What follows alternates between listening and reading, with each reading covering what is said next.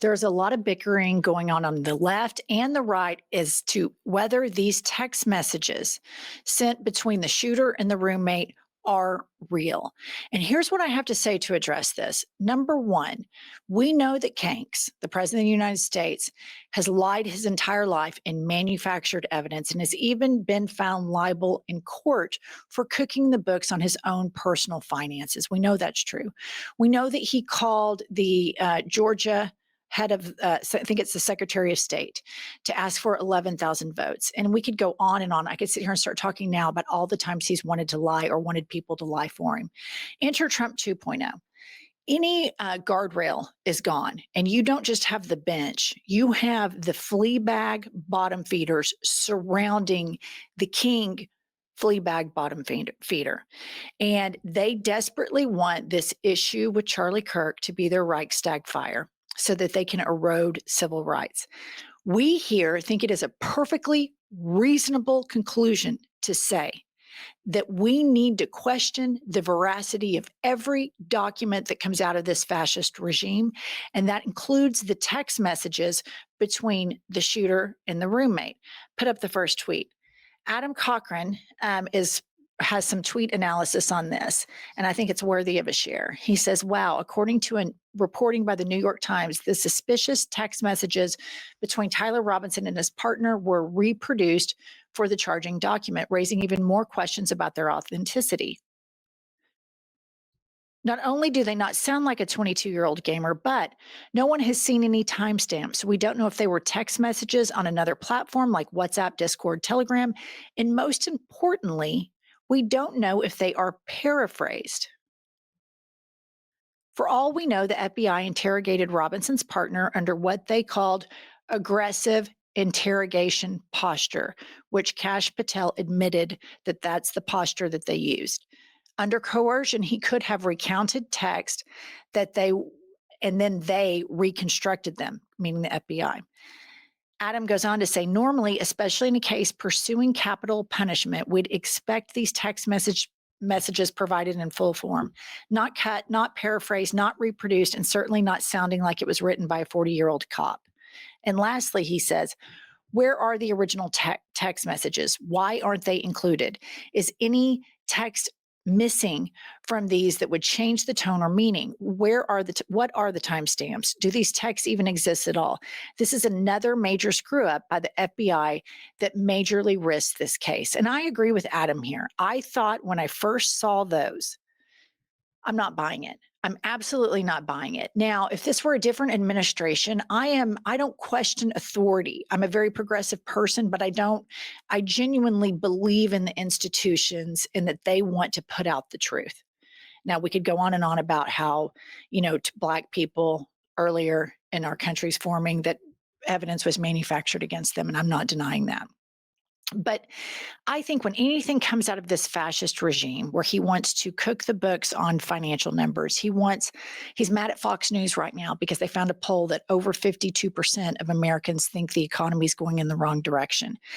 This is a man who doesn't value the truth. And I'm just telling you guys, I know that some of you think we're being crazy or conspiracy theorists. I'm not buying it. My intuition is something is amiss here because they're having it perfectly fit the narrative that they want to demonize trans people and desperately make this kid not MAGA, that somehow he met a trans person and then got radicalized from his MAGA family and then shot somebody. If you don't question the documents and the assertions coming out of the Trump administration, you have not been alive for the last 15 years because they do nothing but lie. He's surrounded by sycophants. The former federal prosecutor in charge of the former federal officer, the FBI agent in charge, was fired by Kash Patel. Now you've got Kash Patel, who desperately wants to provide information to go with this narrative. Here's the thing. I don't know. I put the pressure on this of Trump and Miller putting the pressure on Kash Patel, They put the Yes. pressure on Kash Patel to not release the Epstein files. This isn't Kash Patel desperate to make it a narrative. This is Kash Patel desperate to please his leaders whose ass that he kisses. But in this is what happens when they put this out. Here is how a everyday moderate MAGA woman interprets these findings. Play the clip. Was fired because he lied on ABC about the identity of the man that Tyler Robinson that murdered, assassinated, martyred Charlie Kirk. He lied and said he was MAGA. Tyler Robinson was not MAGA. Not one bit. He was part of Antifa. He was in a relationship. He was in a relationship with someone who identified as furry and trans. This is that right there. All right. Number one, we know that Tyler Robinson's grandmother said, "There's not a Democrat in our family. Tyler is not a Democrat. We are MAGA Republicans." Period. She said that. Okay. So here's this whole world, you guys, where this gets really weird. So there is a whole media information system that exists that none of us are privy to, that Gen Z people are in.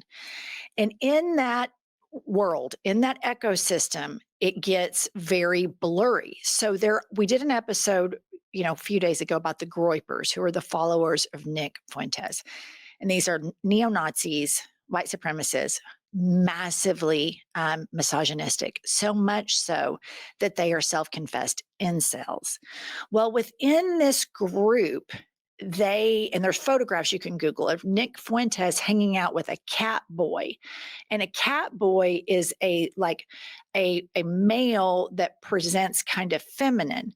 And so we've been digging into this subculture because Marjorie Taylor Greene doesn't know about it. And this is why this works with mainstream Americans, because you hear trans and you hear furry and you immediately think they can't be MAGA. Actually, you guys, it actually supports the case because some of these MAGA young boys that get radicalized on the internet and by their parents, and they find themselves in these chat rooms, there's a lot of closeted trans stuff that intersects with furries, and furries are the people that dress up like cats.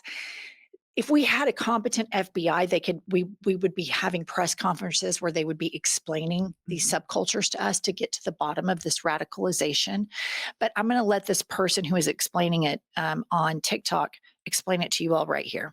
Shooter turns out to have a feminine boyfriend that strengthens the Groyper speculations. They are obsessed with femboys. Oh man, the chronically online wokeness is paying off. There exists a subsection of incels who are so celibate and hateful and fearful of women that they groom other incels into feminizing themselves for the sake of the cause.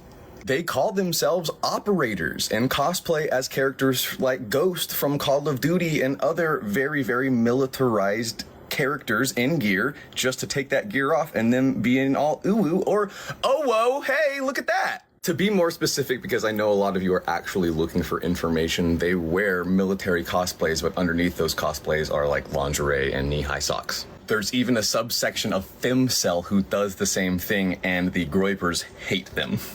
People are just now finding out that there exists a whole subsection of alt-right that genuinely views MAGA, the Make America Great Again movement, as liberal. And you're not even in the pipeline yet. You're looking at it from a way far away.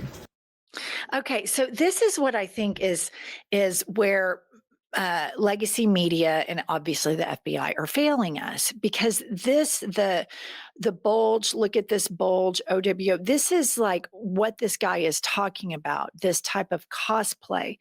And there are these far, far right people that are way further right than Charlie Kirk or MAGA. And they're this neo-Nazi Groypers that follow Nick Fuentes. And I've asked multiple people, and this is of course anecdotal, but we're doing the best we can here at IHIP News, that I know that are in this age bracket that are gamers. And I sent them this clip. Is this true? Does this subculture exist? And they're like, yeah, totally. And the whole hey fascist catch that meme that was on the bullet, it's not that he's calling Charlie Kirk a fascist. It is an actual video game where you hunt fascist as the player, and it's the verbiage used in that video game. So you have these MAGA Republicans that are so desperately trying to make this person liberal and make this person trans or trans friendly. And that plays well to their base because they're so transphobic and homophobic and all this stuff. When in actuality, the truth is, you guys, there are a lot of people, gay people, bisexual people, that are born into these overtly religious MAGA households in gun culture, and there's no room for them to be who they are. So they find themselves isolated in the corners of the internet where they can find belonging. And then they get further radicalized into whatever it is, because the idea that they could come out to their parents, and I'm not saying, I don't know if Tyler Robinson is gay, bisexual, because I don't trust the FBI. But I do know from living in a red state and having a lot of gay friends, the fear and the isolation of coming out to their parents and their peers and their people, members of their church. It's terrifying. A lot leads to suicide. So if you understand this in the scope of things, that here's this kid, clearly MAGA family, clearly steeped in gun culture, clearly Mormon, that if you were bi or gay or attracted to trans people, that's not going to fly. So you would isolate yourself away from your family. You're isolated from any sort of urban center. So you find companionship and like-mindedness online. And typically we would have an FBI that would be explaining this type of stuff to us. They would have press conferences talking about this. Oh, actually the catch fascist thing means this, the bulge means this. But of course, the FBI isn't interested in that. They would rather have Marjorie Taylor Greene. Well, he's just a trans furry and he is not MAGA. And it's just really not that black and white. It is a very nuanced thing that Gen Z is very aware of.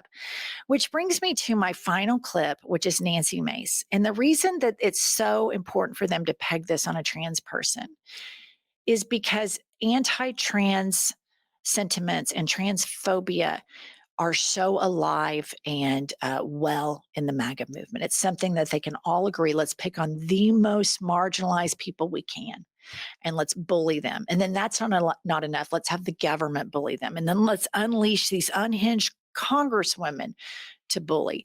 And I just want to play this clip because imagine that you ascend to being a congresswoman and you can actually help people that can't pay their bills, people that can't afford childcare, and they're working 40 hours a week. Maybe on the weekend they have a couple of side hustles, but they still can't get ahead. How frustrating that would be for those people. And then you get a congresswoman that could actually advocate for you. Her sole mission is this. Play the clip. To Mayor Bowser, what is a woman? I'm a woman. Are you a woman? 100%. Okay. 100%. I'm a woman. You're looking at one. Okay, good. You actually, Okay, that's the thing that it's so crazy that I get all that if I ever look in my comment sections, which I rarely do, if I post something on Instagram, it'll be like, can you define a woman? And it's just like, that's like their whole identity. Like, are you that triggered that trans people exist? How on earth does that affect your fucking life? For God's sake, it's so weird. It's so weird, but they know that that fuels the hate within the party. And it's important to point out that was DC's mayor regarding crime.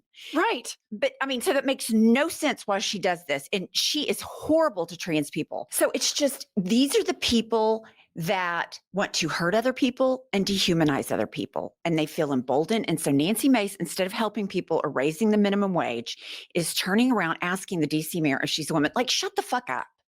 It's so stupid. And I can't believe that people, what benefit do you get from bullying a trans person? Like what does that solve that's broken in them? Like, what is that?